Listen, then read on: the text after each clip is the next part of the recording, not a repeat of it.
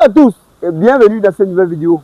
Aujourd'hui, nous sommes dans un champ de poivre dans l'arrondissement de Loum Penja, dans le Mungu.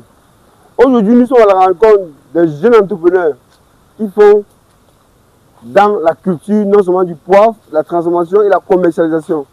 Donc aujourd'hui, je vais vous présenter ces jeunes. Comme vous le voyez sur le champ, ils vont se présenter, ils vont nous en dire plus sur la culture et la commercialisation, le business qui est caché derrière le poivre. Donc, je vais laisser le soin aux jeunes de se présenter et il va nous parler de la culture du poivre. Combien de temps ça fait, de la pépinière jusqu'aux premières récoltes et tout ce qui va avec. Salut monsieur. Bonsoir. Oui, comment vous appelez? Moi c'est Boris Footing. Oui. Bon monsieur Boris Footing, merci d'accepter qu'on vienne dans votre parcelle de poivre et pour échanger avec vous sur cette culture. Puisque vous savez que le poivre de Penja, c'est le meilleur poivre au monde. C'est un réel plaisir de vous recevoir ici ce soir. Oui. Pour moi, c'est toujours un grand plaisir de partager la connaissance. Évidemment. En réalité, le poivre, c'est une culture que nous avons pris plus dans la catégorie des épices. C'est l'un des épices les plus sollicités dans le monde. Du coup, je vais, sans toutefois tarder, c'est une culture qui prend pratiquement 3 ans de l'initiation jusqu'à la fin. Nous avons comme ça de l'initiation jusqu'à la fin. À la fin, ça apparaît sous cette forme verte, puis ça rougit, ça revient sous cette forme rouge. Après cette étape, le poivre est en maturité. Ah, donc la chaîne de couleur, ça passe du vert au rouge. Ça quitte du vert au rouge. Oui.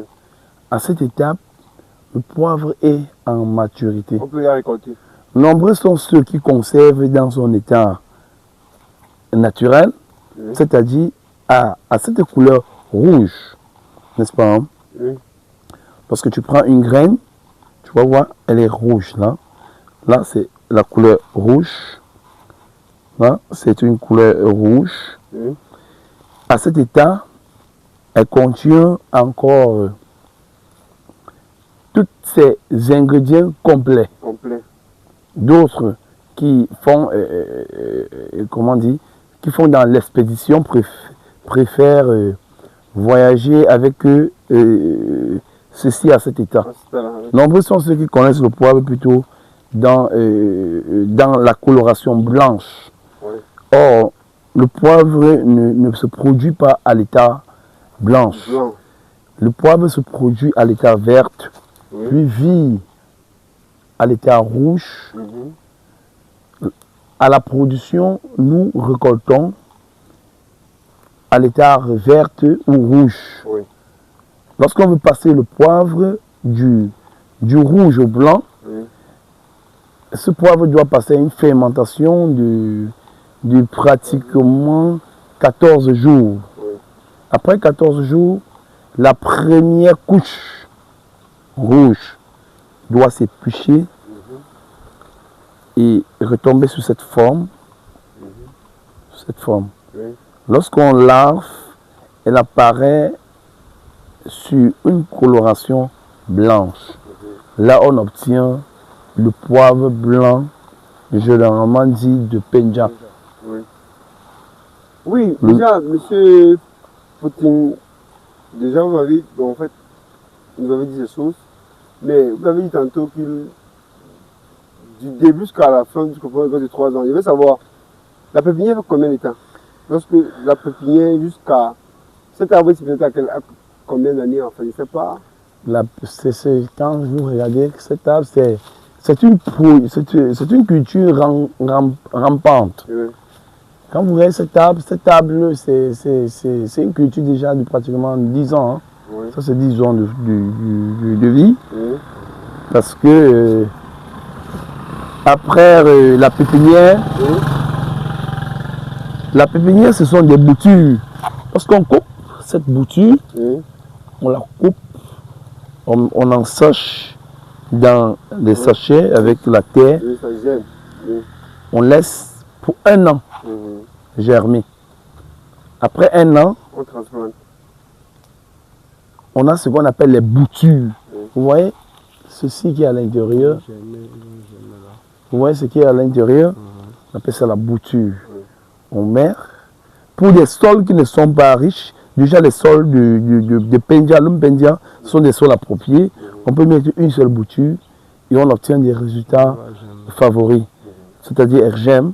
Bon, maintenant, pour des sols comme à l'ouest, on va mettre au moins 4 boutures afin d'avoir la probabilité de production d'un sol. Et bon, peut-être cela explique, parce qu'ici c'est une zone chaude et les plantes vivent facilement. Non, l'Oum c'est d'abord la terre de Dieu.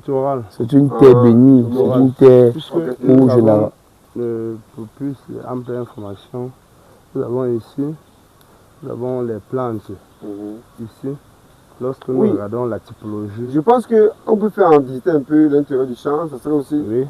Avant d'entrer, je voudrais vous montrer. Ici, ils ont fait les lianes à l'époque pour faire implanter ce sol. Ils ont fait les lianes.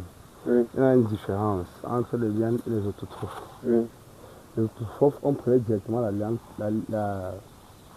la branche productive. Vous voyez celle-ci, pour résumer. Voilà. C'est une branche productive. On peut la prélever. On la plante dans un pot. Après peut-être 3 mois ou 4 mois, il va produire, on appelle les plantes autotrophes. Elle produit très rapidement, mais elle ne résiste pas beaucoup. Les plus résistantes, après 10 ans, elle peut mourir.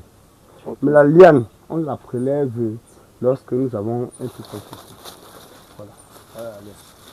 Ça c'est la liane. Voilà la liane.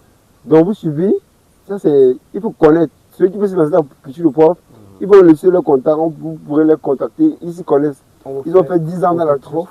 Ou la liane. Oui. Celle-ci, elle est donc, résistante. Ça veut dire qu'elle dure beaucoup plus, elle fait plus de 10 ans.